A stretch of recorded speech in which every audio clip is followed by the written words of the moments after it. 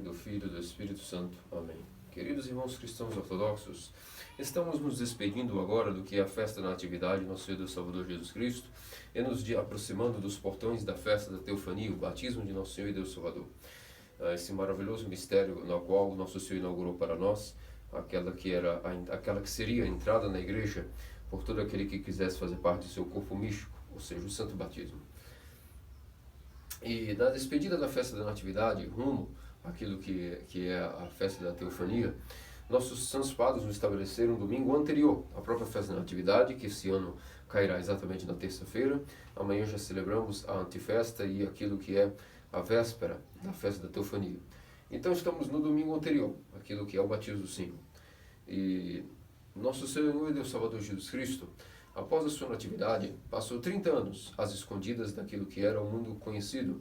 Como uma pessoa comum, diz nossos santos padres e a própria Escritura, que ele viveu obediente a seus pais, a Theotokos, ao seu suposto pai, o seu pai adotivo José, e a todas as leis dos homens, pagava impostos, sofria todos os tipos de necessidades corporais, a fim de ter que trabalhar para sustentar, ajudar seus pais no sustento da casa, e, portanto, cumpriu tudo aquilo, para que nunca ninguém pudesse dizer que nosso Senhor e Deus Salvador Jesus Cristo não era completamente homem. Então ele submeteu todas as necessidades físicas dos seres humanos, inclusive, como nós vimos, aceitou a circuncisão conforme a lei de Moisés, e, é claro, queria também partir para aquilo que era futuramente o batismo.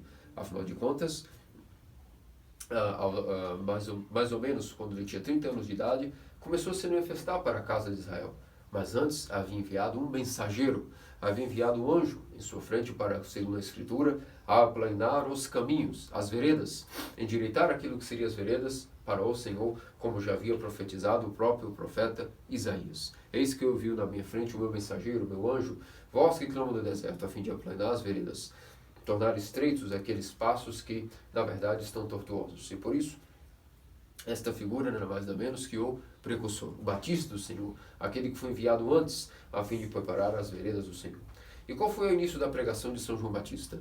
São João Batista, em sua pregação ferrenha e cheia de amor e de poder, pregava através do espírito de Elias, que significa isso, que ele tinha o mesmo vigor, a mesma pregação ardente, o mesmo fervor espiritual de Elias, e pregou o que? Arrependeu-vos, pois o reino dos céus está próximo. Assim começou a pregação do Batista. E por isso nos perguntemos, quando o Batista foi enviado antes de Nosso Senhor, uma vez que agora estamos entre a despedida da festa da Natividade e a festa de terça-feira, nós temos aí 30 anos que foram percorridos na linha temporal do Evangelho, onde, como vos disse, Nosso Senhor foi obediente em todas as leis humanas, todas as cidades, e enviou exatamente antes de sua manifestação o seu mensageiro para preparar os caminhos, endireitar as veredas, corrigir aquelas sendas que estavam tortuosas, endireitando, aplanando-as e deixando-as retas para que o Senhor pudesse passar.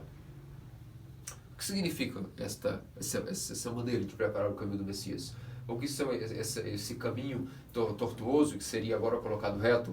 O que seria esse caminho completamente cheio de, como posso dizer, cavidades, ou seja, buracos e ao mesmo tempo ondulações? Como seria agora que esse caminho ficaria aplanado? O que significa isso? Esses caminhos, meus queridos amados cristãos ortodoxos, se referem aos corações dos homens. Tão poderosa seria a vinda da manifestação de Deus aos homens finalmente, que o selo de todos os profetas seria o próprio Batista. Aquilo que todos os profetas anunciaram e não viram.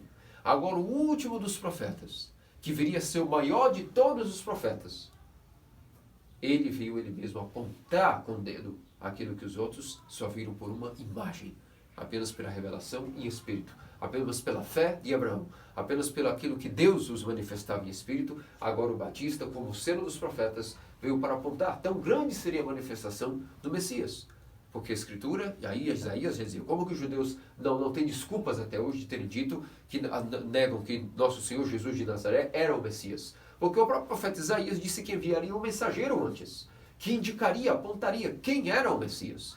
Sem esse mensageiro, ninguém poderia de fato crer que existiria o Messias. Porque o selo dos profetas, a voz que clama no deserto, seria retirada do mundo, alimentada por anjos, desde os seus 40 dias de idade.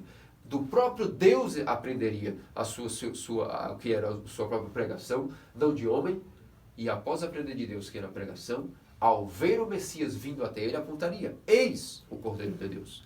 Logo, que desculpa havia entre os judeus que estavam recusando o Batista. E depois recusaram aquele que o Batista também indicou, o próprio Messias. Então não aceitaram nem a pregação cheia de poder de João Batista, assim como também não aceitaram aquele que o Batista indicou. Mas o povo simples, o povo completamente destituído de posses e de até conhecimento, podemos dizer, foi o povo que pela pregação que seus corações necessitavam ouvir. Quem já havia dito uma pregação tão poderosa como arrependei-vos?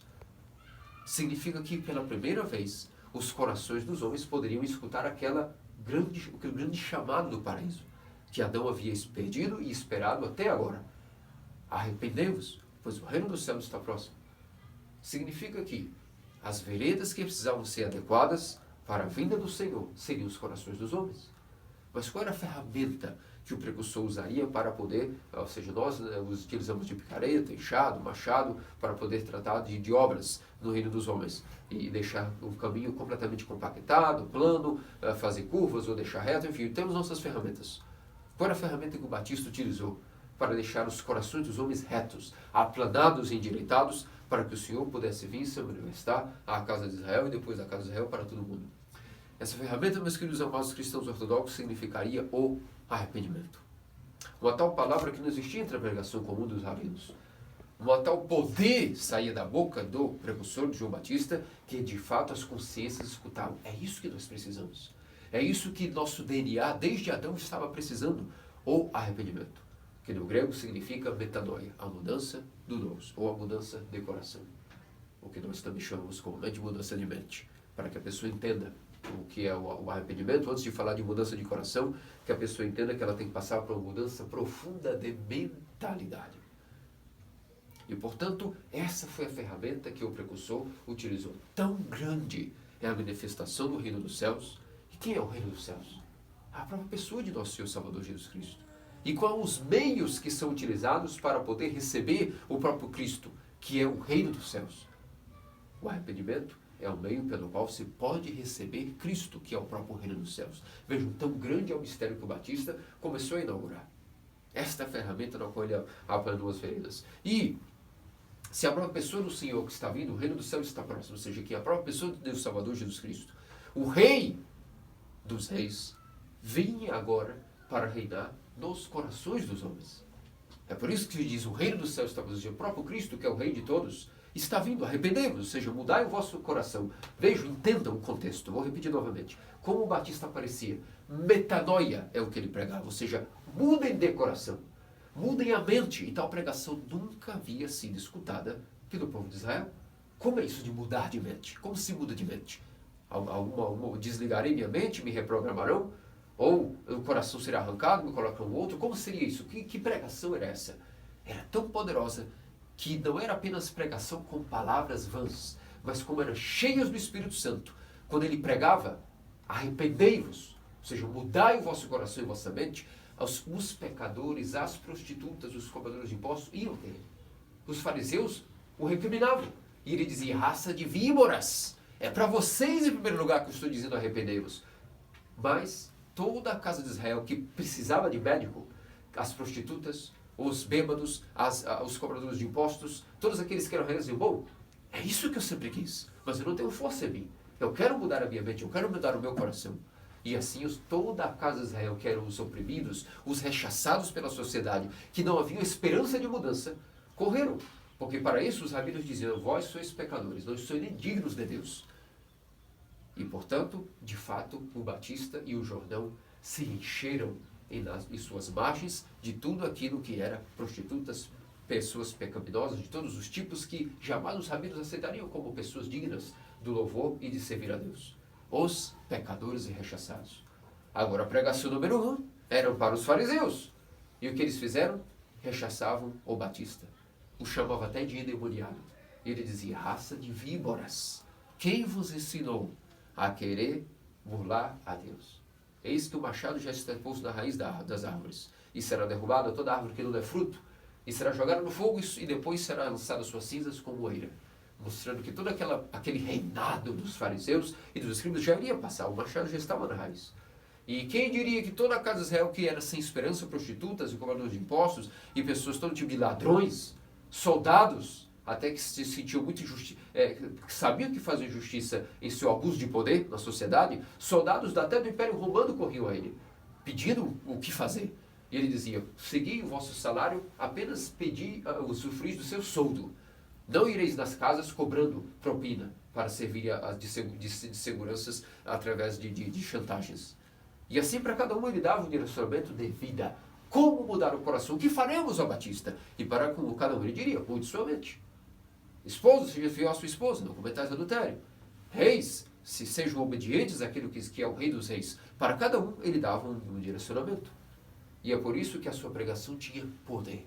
O arrependimento era a ferramenta com ele ia preparando o coração do povo de Israel para que viesse o reino dos céus. O que ia significar do reino dos céus? Que Cristo, o rei dos reis, viria reinar nos corações que fossem aplanados, ou seja, que todos os pecados, as paixões fossem removidos para que nosso Senhor pudesse reinar nesses corações. Isso significa o reino dos céus.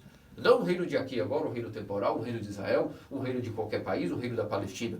O reino significaria o reino dos corações, a qual Deus iria reinar. E essa era a pregação do Batista. Por quê?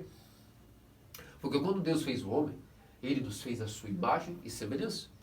Significa que o homem, o objetivo de Deus quando criou o homem, é que em sua mente, em sua alma e seu coração, ele pudesse vir habitar e morar. Ou seja, reinasse nos poderes do homem, como trono, que o coração, a mente e a memória do homem, a sua vontade, fossem tronos, para que Cristo Deus pudesse habitar. Por isso chama-se o reino dos céus. Mas infelizmente o homem rechaçou obedecer a Deus, caiu do paraíso e iniciou-se aquilo que é a nossa vida de corrupção.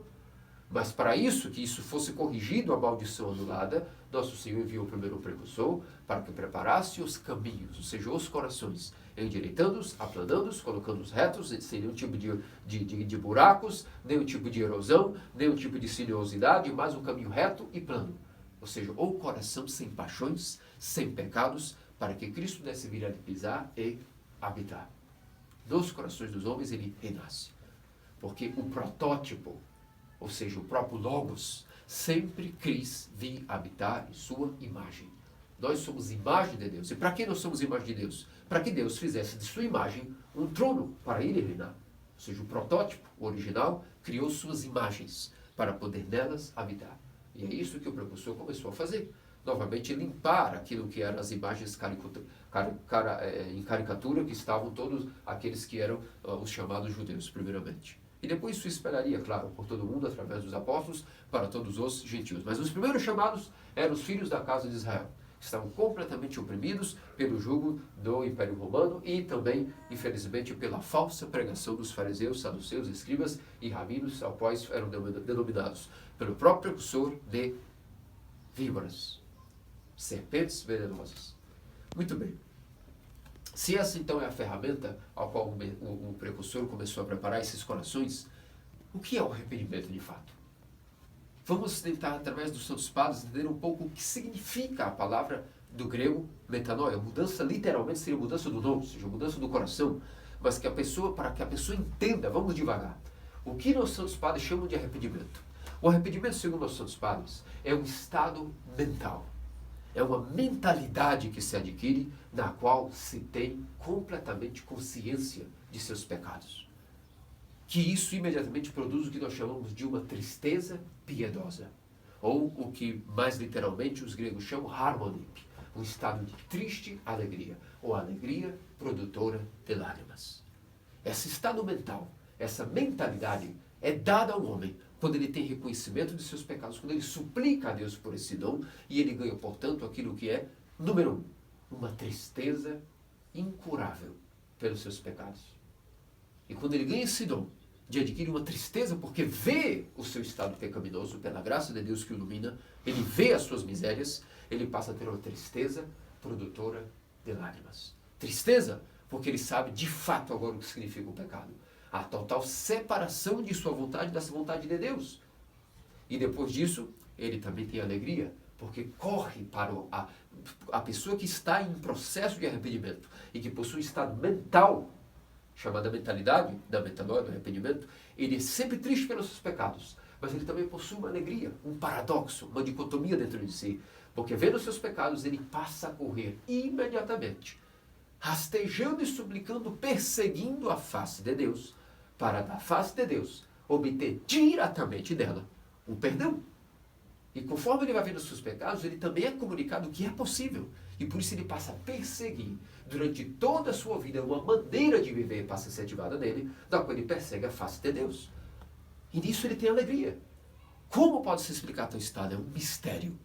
O arrependimento é um estado mental dado ao homem que o pede, de ver os seus pecados e chorá-los, desesperadamente até, vendo como ele é uma caricatura em relação à imagem, ao protótipo de Deus. Mas essa busca pela sua limpeza de seus pecados produz com que ele tenha um ânimo de correr incessantemente a ver a face de Deus já nesta vida. E isso passa a ser uma mentalidade. Algo é ativado que nós temos uma programação mental que gerará depois um estado até emocional, espiritual e, por último, até o nosso coração poderá adquirir esse estado ao longo de anos de prática de modo de vida ortodoxo. Porque quando a mente começa a mudar, quando vê os seus pecados, ela passa a odiar os pecados, passa a ter ódio a si mesmo, às suas paixões. E esse ódio também induz a pessoa a uma violência contra si mesma. E nisso ela vai tendo misericórdia com os demais, porque ela prova na sua própria espinha de sua carne quanto é difícil mudar. E por isso, sendo rigoroso consigo, ele passa automaticamente a ser muito amoroso e misericordioso com os demais em relação, não a total tipo de injustiças e loucuras do mundo. Não é isso que eu quero dizer, que passa a ser uma pessoa zen, morta espiritualmente. Não, o sinal de vivacidade espiritual é que tem misericórdia para com as debilidades dos outros. Não que nós vamos também tolerar crimes, estupros, dizer que somos cristãos e ficaremos com as mãos atadas em nome de um falso amor zen. Não, isso seria um delírio, seria uma morte espiritual.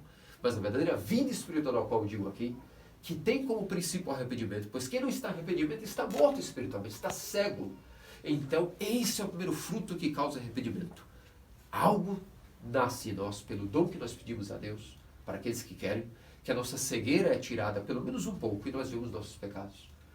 E nasce uma sabedoria a qual nós temos a comunicação de que quais são esses pecados, quais são essas paixões. E nessa alegria terrível, e nessa tristeza terrível, ao mesmo que produz lágrimas de dores, de soluços, como o menino que chora quando é tirado dos peitos da mãe, assim chora o homem que tem o conhecimento de seus pecados. E nisso automaticamente nasce uma alegria, pois ele diz, a única cura para mim agora eu sei, é correr até a face do meu Criador. E ainda que eu o abandonei por toda a minha vida, agora eu não o abandonarei mais. Sei que ele não vai me abandonar. E correrei para visualizar a face dele, da qual eu pedirei perdão diretamente na face dele. E isso produz também uma alegria. Uma alegria, ou seja, uma tristeza piedosa, uma triste alegria, ou uma alegria produtora de lágrimas, do que do grego chamam-se harmonia. Um estado mental, é um estado de mente, a qual chamamos arrependimento. É um modo de vida que não tem começo e fim. Ou, aliás, começo tem, vamos dizer assim, mas digo que não tem começo porque é um mistério do homem. Ele nunca dirá, hoje eu comecei o meu arrependimento. Isso é um processo de uma vida, nunca sabemos quando começamos. E também não sabemos quando vamos terminar, porque nem terminaremos nunca. Morreremos e quem poderá dizer que já terminou e concluiu perfeitamente o seu arrependimento, a sua mudança de mente. É por isso que essa foi a ferramenta que o precursor do Senhor tratou de utilizar a fim de pregar as ovelhas da casa de Israel. Mudai a vossa mentalidade. E, portanto, as pessoas sentiam naquela pregação cheia de força do Espírito, de fato que precisariam mudar. E corriam aos seus pés, confessavam os seus pecados e recebiam o batismo nas margens do Jordão. Quem diria que depois de alguns dias iria aparecer dentre aquela multidão o próprio Deus, o próprio Filho do Homem também para ser batizado, causando estrondo do próprio precursor. É eu que necessito que tu me batizes e tu vens pedir o batismo a mim? Mas o Senhor disse, calma-te, porque vim salvar o primeiro Adão. Vim restituir a imagem que estava antes caída. Por isso, seja obediente e me batize, porque em mim, Adão agora terá a sua imagem renovada. Que é um mistério que veremos daqui a 2 dias. Por isso, meus amados cristãos ortodoxos, sendo essa a primeira explicação sobre arrependimento, o que mais nossos santos padres podem dizer sobre o que significa, de fato, essa mudança de mente, esse estado mental que gerará em nós toda uma consequência, um modo de vida que nos fará ver os nossos pecados, chorá-los, mas também ter uma alegria de saber que podemos correr à face do Criador e suplicar constantemente o perdão. Santo Isaac o Sírio, o asceta dos ascetas, também nos ensina algo sobre o arrependimento. Em uma de suas homilias, Santo Isaac o Sírio nos diz que o arrependimento é o seguinte, em poucas palavras, de maneira bastante incisiva.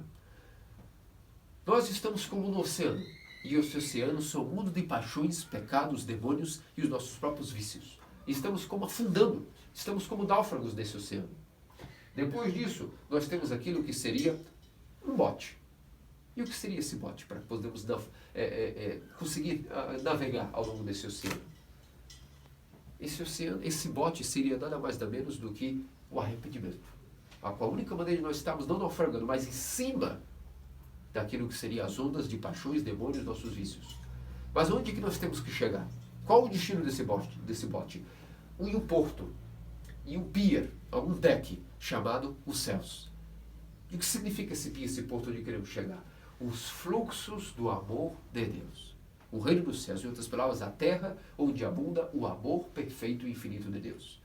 A única maneira de chegar até isso, onde abunda o amor por Deus e o amor por próximo, que é o céu, não é um local propriamente dito, mas é um estado de vida no qual temos a perfeição de amor por Deus e pelo próximo, os céus. Chamemos de lugar apenas daquilo que Santo Isaac está nos ensinando. Esta maneira de viver, ao qual o reino dos céus, ao qual o fluxo de amor infinito do Criador e pelo próximo jaz, chamemos isso de local, um porto, onde o nosso único objetivo é atracar com segurança nesse porto. No meio da tempestade da vida, no meio de um oceano de paixões e de demônios, nós temos um bote que nós temos que comprar para navegar ao longo desse oceano, senão nós afundamos. E esse bote chama-se o arrependimento. Entretanto, como todo bote, para chegar no seu destino, precisa de um propósito, claro, uma rota ao traçar e força motriz, seja o vento, seja os marujos que remarão, algo tem que empurrar esse bote adiante, senão ele não sairá do lugar. E Santo Isaac nos diz, ainda que o bote seja o arrependimento, a força motriz, o propósito para chegar no porto, que é o amor perfeito por Deus e pelo próximo, isso significa o temor de Deus. E ao mesmo tempo aqui nos perguntamos já outra coisa, mas se o temor de Deus é a força que empurra o arrependimento, nosso barco do arrependimento, para a terra do perfeito amor de Deus e pelo próximo, o que significa o temor a Deus, finalmente? Porque os teólogos ocidentais chamam de temor de Deus aquilo que é o medo pelo castigo. Quando se diz um teólogo ocidental, as literaturas da igreja latina, romana, quando se fala a explicação sobre o que é temor de Deus, se ensina que trata-se daquilo que é o medo do castigo de Deus, o medo do inferno, o receio das punições de Deus, por isso aqui temer a Deus. Ou seja, temer a sua ira, temer a sua revolta contra o homem, temer as turbulências que Deus colocará pelo homem, que se o homem não se corrige. Que o temor de Deus seria, por exemplo, também comparado a quando Deus, irritado, passa como que a chantagear o homem e, de propósito, como que alfinetá-lo, para que ele possa voltar para um caminho de vida. Essa é a interpretação dos teólogos ocidentais sobre o que é o temor de Deus. Entretanto, seria esta a interpretação de nós santos e teófilos, padres, sucessores dos apóstolos? É isso que, por exemplo, a Escritura disse. Porque a Escritura tem uma ideia clara do que é o temor de Deus. E não só a Escritura, como nossos santos teófilos padres, os apóstolos tinham uma ideia do que era o temor de Deus. E o que a Escritura diz sobre o temor de Deus? O temor de Deus é o princípio da sabedoria. Assim diz daquilo que é o livro da sabedoria. O temor de Deus é o princípio da sabedoria. Agora voltemos. Pode o princípio de ser inteligente e sábio e ter discernimento, pode ser o medo de ser castigado? Qual é a lógica nisso? É impossível. O princípio de alguém ser sábio jamais pode ser o medo de ser castigado. Não há lógica nisso. Então qual é o significado real de temor de Deus? Se não é o medo de ser castigado, se não existe essa falsa teologia que o Ocidente maldito, medieval e romano criou, para construir uma mentalidade moralista e controlar as pessoas pelo medo. Se não é isso o temor, ou seja, medo do castigo do Pai, medo do castigo de Deus. Se não é isso o temor a Deus, o que seria o temor a Deus? Se volta a dizer, a Escritura diz, o temor a Deus é o princípio da sabedoria. Pode alguém ser sábio tendo medo de ser castigado e por isso automaticamente ser sábio? Que lógica teria? Ao contrário, a sabedoria não pode ter por base medo, temor. E nenhuma relação bem feita com alguém nasce apenas de medo e temor. Então o que seria o temor por Deus ou por alguém? Nossos santos teófilos padres nos dizem, meus queridos amados cristãos ortodoxos, Santo Isaac o Sírio e outra homilia nos ensinam o que é o temor de Deus. O temor de Deus é a base daquilo que é a nossa vida espiritual. É a fundação que nós devemos lançar para construir o edifício das virtudes.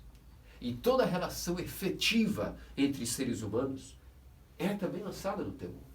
Nenhum ser humano pode dizer que até ama alguém, se não antes teme alguém. Se é assim entre um homem e um outro amigo, se é assim entre um homem e sua esposa e seu marido, se é assim entre mulheres que se respeitam, se ninguém ama alguém sem antes temer alguém, o que significa o temor?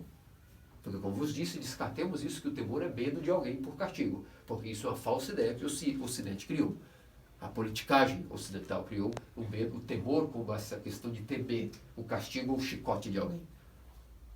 Nossos santos Teófilos Padres, e especialmente Santos Agostinho, o segundo Maria, nos diz que o temor a Deus, ou o temor a alguém, é o medo do amor desta pessoa, ou simplesmente o temor a Deus é o medo do amor de Deus. Que conceito quase inabarcável pela nossa própria mente. Significa o temor não é medo de castigo de ninguém.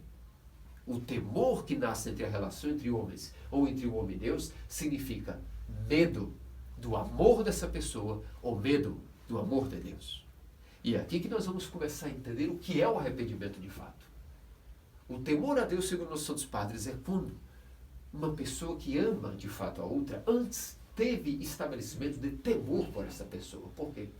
Porque vendo como essa pessoa nos ama, como essa pessoa tem compaixão para conosco, e se nós formos agora igualar isso a Deus, que é o amor infinito, compaixão infinita, bondade infinita, misericórdia e poder infinitos, quando o homem, que é criatura, se depara com essa infinidade de amor, de virtudes de Deus, nasce nele o medo desse mesmo amor. Medo de estragar a relação que Deus teria conosco. Medo de ferir esse perfeito amor e bondade e compaixão que Deus tem para conosco. E um medo de perder para sempre o link, a ponte de relação deste amor para conosco. Isso é o verdadeiro temor a Deus, medo de seu amor. Que conceito! Medo de que nós estraguemos com nossos pecados e paixões e nossa vontade doentia. Medo de ter até vontade. Aquele que ama a Deus antes passou a temê-lo. E o que teme a Deus e automaticamente joga fora a sua própria vontade pessoal. E nisso passará a ter uma mudança de mente. Porque é o que faz que dois seres humanos tenham comunhão. Quando se diz, eu tenho comunhão com minha esposa, ou eu tenho comunhão com um grande amigo, que tem um coração igual ao meu, um amigo do peito, como diz o ditado. Eu tenho um amigo do peito, ou uma esposa que é uma grande companheira. Como se diz? O que significa ter comunhão com alguém? Que essas duas pessoas, por algum milagre, ou alguma circunstância da vida, possuem a mesma mentalidade. Significa que até pelo olhar, uma pessoa sabe o que o outro já quer dizer. Por sinais nos comunicamos. E é assim. Quando temos a mesma mentalidade, temos comunhão com alguém. A comunhão entre seres se dá pela comunhão de mente primeiro. É por isso que muitos, abrindo um pequeno adendo, porque os matrimônios de hoje são um lixo, como todos dizem. Não sou eu que estou dizendo. O meu matrimônio não é um lixo. Para mim, eu estou muito satisfeito com o meu matrimônio. Mas eu vos digo, a maioria das pessoas chega e diz, o nosso matrimônio é um lixo. Por que será? Como eu sempre digo, mas já pararam para pensar como pensa o seu esposo? Não me interessa nem como pensa ele. Então, ó mulher, nunca terás nem o amor do teu marido, nem saberás como dar amor a ele. A mesma coisa o marido, já pararam para tentar ver como pensa a tua esposa? Não sei como pensa ela, é muito complicado, é uma pessoa difícil. Então seja homem e obrigue-a a pensar como você, através de como? Teu testemunho de vida. Se tu deres um exemplo de vida como homem, automaticamente esta mulher passará a pensar como contigo.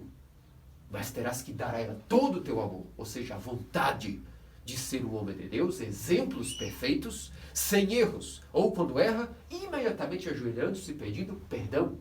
Aí, a mulher pode ter a mente que for, mas com o passar dos anos dirá, esse homem tem uma mente a qual eu também quero fazer parte dessa mesma mente. Nascerá daí um verdadeiro matrimônio, porque a comunhão de corpos, aí será algo realmente magnânimo.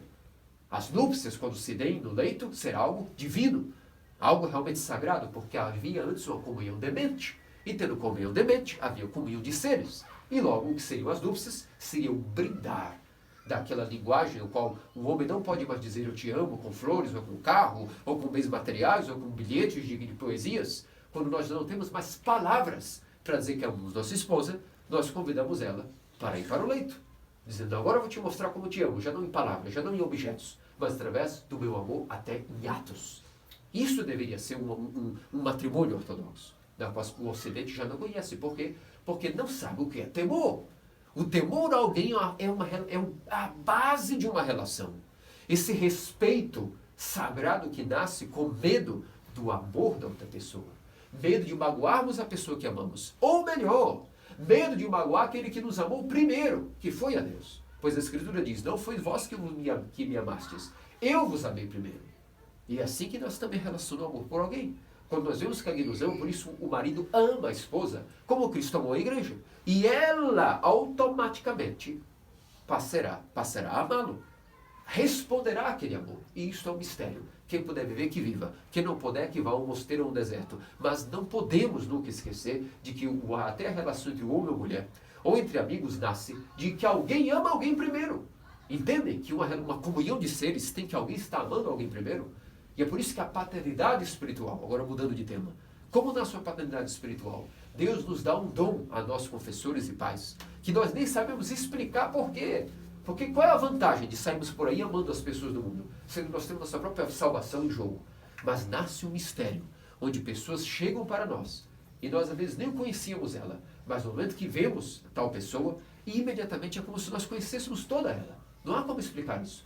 As pessoas chegam e é como se nós lêssemos ela como por um livro, e sabemos exatamente o que elas precisam para serem salvas, para comerem, para dormirem. Chama-se a paternidade espiritual. É um dom que nasce no sacerdócio. E aquele que se dedica com amor, Deus dará mais e mais esse dom, de que ele cuide de suas ovelhas como filhinhos. Então a pessoa olhará a pessoa e sabe, eu sei do que essa pessoa precisa. Porque uma mãe, quando vê o neném chorando, ela não sabe. Ou precisa o neném explicar, mãe, eu quero leite. Ele nem sabe falar. Como a mãe sabe que ele está precisando de trocar fraldas, ou precisa de estar com frio, estar com calor? A mamãe sabe o que o filho precisa, porque é mãe. Assim se dá também com os pais espirituais. Como que por um livro, lemos as pessoas. E sabemos o que elas precisam. Mas por quê? Porque antes nasceu amor. Amor incondicional por nossos filhos espirituais. Ao ponto de que nós não controlamos, simplesmente está aí esse amor. E quando os filhos passam a vir ao longo dos dias, de quedas e levantar, em inferno e céu, alegrias e tristezas, os filhos vão vendo que um pai espiritual ama tanto os filhos, automaticamente eles dizem, agora eu temo o meu pai espiritual. Mas não porque ele vai me castigar, não porque ele vai me tirar a comunhão, porque eu vejo que esse homem nos ama tanto, que me dói imaginar que eu vou magoar esse pai espiritual. E então a pessoa passa a se corrigir, naturalmente, como que por uma paternidade, mas não como que broncas ou castigos, mas ela passa a ter temor ao pai espiritual, que será a imagem do seu temor a Deus. Por isso o mandamento de honrar pai e mãe tem inclusive aquela grande penalidade, honrais pai e mãe, para que tenhas longevidade sobre a terra. Significa saúde, vigor e longos dias sobre a terra. Se não honrar pai e mãe, não há longevidade. Ao contrário, há falta de saúde, há falta de vigor e seus dias são encurtados. E diz, mas não é vantagem que nós vivamos poucos dias na terra? Não. Não, porque o tema que nós estamos falando é o arrependimento. E nós oramos, Deus, me dê mais dias para que eu possa alcançar o meu arrependimento. Ainda que vivêssemos 1000 anos, nós não teríamos dias suficientes para tantos pecados que necessitam de arrependimento. Por isso, meus queridos amados cristãos, Santo Isaac nos ensina, o temor a Deus é o medo do amor de Deus. Medo de estragar todo o amor que Deus tem por nós. De tantos pecados, todas as vezes teimando que Deus perdoe 1, 2, 3, 70 vezes 7 vezes os nossos pecados. Mas que de tanto nós não nos corrigimos, que Deus um dia se afaste de nós, o seu olhar de sua face. É isso que nasce em nós um dom, chamado temor de Deus. O medo de que um dia Deus desista de nós. E dizer, não, mas Deus nunca desistirá porque Deus é infinitamente misericordioso. Bom, se pensas assim, estás abusando da misericórdia de Deus. E é por isso o sinal de que não tens temor. Entendem? Muitos vão apelar e dizer, não, mas Deus é infinito, Ele sempre me perdoará. Se pensas assim, então estás abusando da misericórdia de Deus e logo não há temor. Porque o temor é real. E é aqui e agora. Nesse momento já temos medo de magoar as pessoas que amamos. E Deus nos amou primeiro. E é por isso que temos muito medo de magoar a Deus, e nisso nasce o temor. O medo do amor de Deus. O medo de estragarmos essa ponte, esse link que nos liga entre a sua face e o perdão de nossos pecados. E é por isso que, nascendo esse temor, esse é o fluxo, esse é a força motriz que empurra aquele barquinho do arrependimento para chegar ao porto da salvação, a terra do amor perfeito por Deus e pelo próximo, o reino dos céus. Essa explicação do Santo Isaac é formidável, é suficiente para que entendamos o que é o arrependimento e qual é a força de empurrá-lo. Porque um arrependimento que não tem por base o temor a Deus não irá ter frutos. A mudança de mente estará paralisada. É por isso que às vezes as pessoas chegam na igreja ortodoxa, os primeiros anos até mudaram comparadamente com o que era no mundo, mas depois se estagnam numa parálise. Por quê? Porque a sua fundação não havia sido lançada pelo temor de Deus. Algo ficou errado no meio do caminho. Por isso, meus amados queridos cristãos ortodoxos, não deixemos para amanhã. Hoje mesmo, lancemos a nossa fundação, o temor a Deus, que é o medo de seu amor. O medo de magoar essa pessoa, ou essas três pessoas, que desde o princípio, antes da fundação dos tempos, já nos conhecia. Como diz o Salmo, antes de fundar o mundo, eu já te conhecia, e do ventre de tua mãe, eu te chamei, pelo teu nome. Significa que antes de todas as Deus já sabia que nasceríamos, já havia projetado o nosso nascimento, de que família, em que país, de que maneira, e nos trouxe à igreja ortodoxa. Por essa gratidão, por esse eterno sentimento de medo de magoar o amor infinito de Deus, nós já lançamos rápido uma fundação em nossa vida espiritual, chamado medo de magoar o seu amor. E nisso nasce desse medo do amor de Deus, de magoá-lo, de feri-lo, de destruir a relação que nós temos com Ele para sempre, uma mentalidade que poderá ser agora imagem do Criador. Porque quando alguém tem por base de relação o medo do amor desta pessoa, as mentes passam a serem automaticamente como conformadas em unidade de pensamento, amor fraterno e devoção. Isso que nós rezamos na Igreja Ortodoxa. Dá-nos, Senhor, das litanias, unidade em unidade de pensamento, amor fraterno e devoção. Assim pedimos e oramos ao Senhor das litanias, a fim de que possamos juntos viver uma vida de comunhão. O que significa comunhão? Ter a mesma mentalidade. Para termos a mesma mentalidade, antes é necessário que todos tenhamos medo do amor do próximo e do amor de Deus. E nessa fundação nascerá o arrependimento. E esse arrependimento, quando nasce do temor de magoar alguém, de ferir alguém que nos ama tanto, automaticamente temos o fluxo para continuar mudando de mente, para sempre. Até que nos conformemos com aquela mente das mentes. Adquirimos o fronema, como no dia do Santo Teófilo Paz. O que é o fronema? É a mentalidade de Cristo, a mente dos padres, onde todos os cristãos passam a pensar de maneira igual, sobre tudo, sobre todos os assuntos. Porque não pensamos mais, mas jogando fora nossas concepções. Isso também é arrependimento. É jogar para fora as paixões, os pecados, mas até concepções, pensamentos, mentalidades, maneiras de ser. Quem ainda é duro de coração, nós vamos investigar. E há um motivo pelo qual a pessoa é dura de coração, ou seja, que ela não tem arrependimento.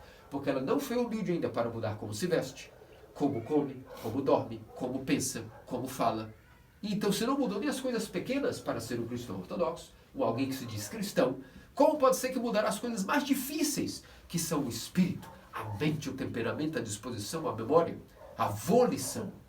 É por isso que o modo de vida cristão ortodoxo é estreito. É um caminho estreito, do qual poucos podem passar. Por quê? Porque poucos querem mudar de mente. Poucos querem mudar de coração. Poucos querem se fazer como Deus. E a princípio, no começo, assusta. Nós achamos que vai ser que nós vão arrancar tudo de nós. Quando chegamos na igreja ortodoxa, nós pulamos 10 metros de altura porque parece que vão nos tirar tudo e não vai sobrar nada. De fato, isso é verdade. Vão nos arrancar tudo que é o nosso velho Adão. Tudo que é de paixões e pecados e os nossos falsos amores.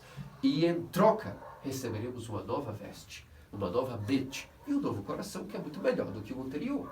Mas o nosso orgulho, às vezes a nossa imaturidade, a nossa mesquinhez, a nossa infantilidade, faz o que ficamos como que debatendo. Não, eu não quero mudar tal coisa. Sou apegado aos meus sabores, os meus gostos, as minhas manias. Sendo que tudo isso só deixa a pessoa paralítica, escravizada, egoísta e distante daquilo que é o seu protótipo de sua imagem, o seu Criador. Porque o homem foi feito para ser imagem e semelhança do Criador. Só isso. Tudo aquilo que não é conforme a imagem e semelhança do Criador está doente. Está no estado que não é o original. E o estado original de Adão começou a ser produzido quando nosso Senhor aceitou o batismo e foi para o Batista e disse: tu vais me batizar. Porque eis que agora surjo para restaurar a imagem que estava antes caída. Eis que vim restaurar o primeiro Adão.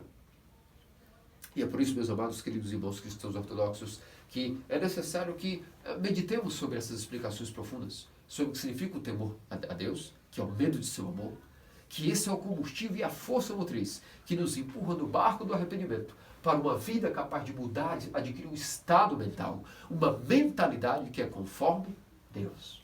E nisso nós teremos segurança para dessa constante mentalidade energizada e empoderada pelo temor de Deus, que é o temor a seu amor, nós teremos um arrependimento frutífero, energizado, forte o suficiente para continuar até o último dia de nossas vidas, onde poderemos, se não nesta vida já ter atracado naquela terra de amor perfeito e seguro, um porto seguro de amor perfeito por Deus e pelo próximo, se não nesta vida, ao menos na próxima vida, que nosso arrependimento, forçado, empurrado, energizado e empoderado pelo temor a Deus, possa nos levar, nem que seja a pontapés, para quando, após a morte, ao menos ali, visualizarmos a face de nosso Criador.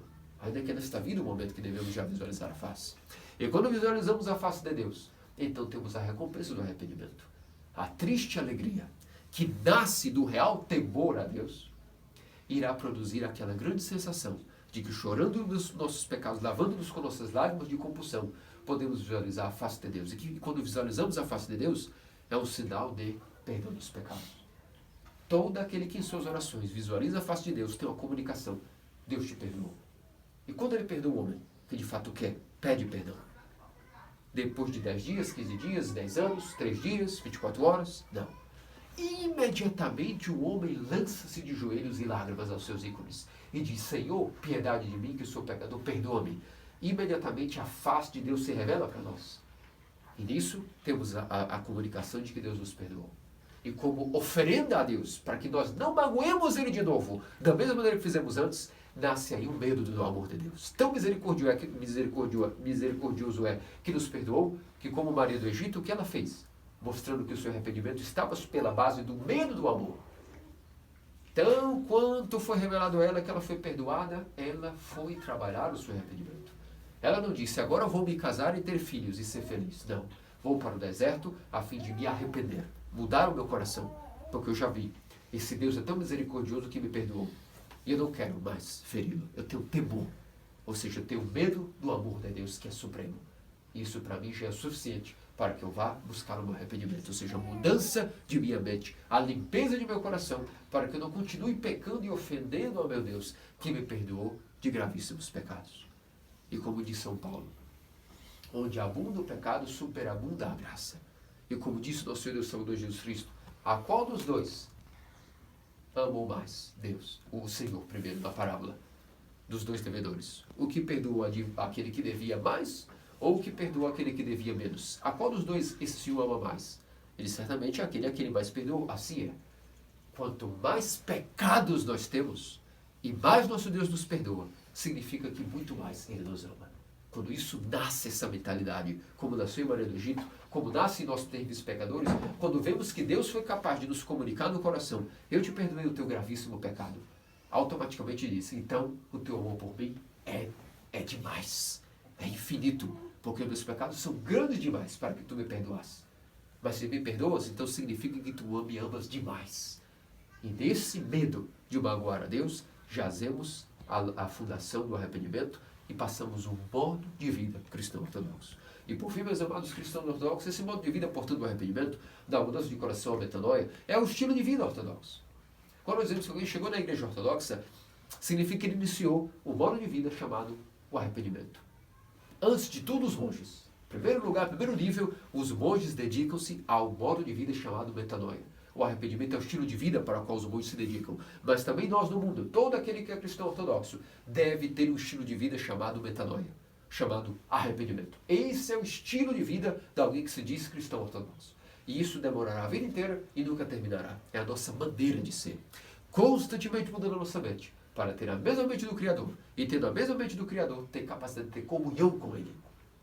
E se nós temos comunhão com Ele, através de ter mudado a nossa mente, lutando para isso, buscando força aonde? No medo de magoá-lo, no medo de seu amor. Então continuamos na luta pelo arrependimento. E então o que serão os ofícios? Quando estivermos na pequena e grande entrada, na entrada do Evangelho, na entrada dos dons, veremos ali, não alguém estranho para nós, mas no Evangelho veremos a Cristo. Nos santos dons veremos a Cristo, escoltado pelas hostes angelicais. Aleluia, aleluia, aleluia. Quando estivermos na oração da manhã lendo a Escritura, nós estaremos apenas cumprindo um hábito chato de ler a Bíblia. Estaremos dizendo, agora é o momento que Deus fala comigo. Quando estivermos nós orando, será o momento que nós respondemos àquilo que Deus falou conosco. E assim passa a ser um modo de vida saudável e natural.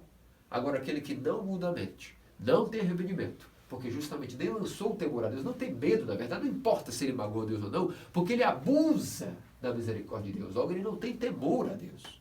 Significa, então, que ele é também como aquele marido, ou aquela esposa, ou aquele amigo, que sempre abusam das relações. Diz, não, você é meu grande amigo, você me perdoa mais uma vez. E mais uma vez nós perdoamos. Só que chega um momento que não sobra nada mais. Aquele que não cativa a relação com o ser humano, ou não cativa a sua relação com Deus, está destruindo a sua própria relação. Não que é como se Deus tivesse perdido para aquela pessoa, ou aquela pessoa se perdeu para nós. Mas não é que Deus se perdeu, é que nós nos fizemos perdidos para Deus. Nossa consciência já não quer mais saber onde está Deus, porque nós abusamos de sua misericórdia e seu amor, porque não tínhamos o temor. Então o arrependimento foi uma falcatrua e ninguém mudou. Não há mentalidade igual a Deus. Se não há mentalidade igual a de Deus, não haverá comunhão com Deus. E é por isso que muitas vezes a igreja se torna algo tão monótono, tão chato. Porque aquele que tem uma mente distante daquilo que nós estamos vendo aqui, ficará sentado horas e horas em pé ou sentado, e não haverá nada no coração será tocado. Porque a mente está muito distante da mente de Deus. Por isso, esforcemos-nos pelo arrependimento.